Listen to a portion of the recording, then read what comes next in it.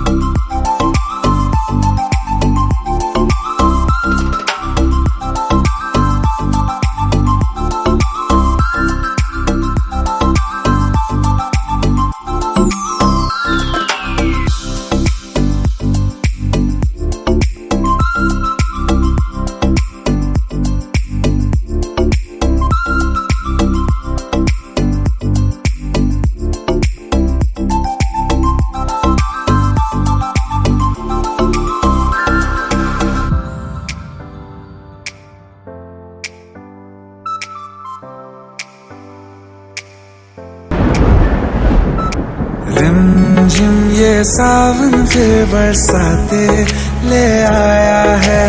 मौसम मोहब्बतों का खुद चल के आया है। सारे शहर में सिर्फ हमको भिगाया है। रिमझिम ये सावन फिर बरसाते ले आया है।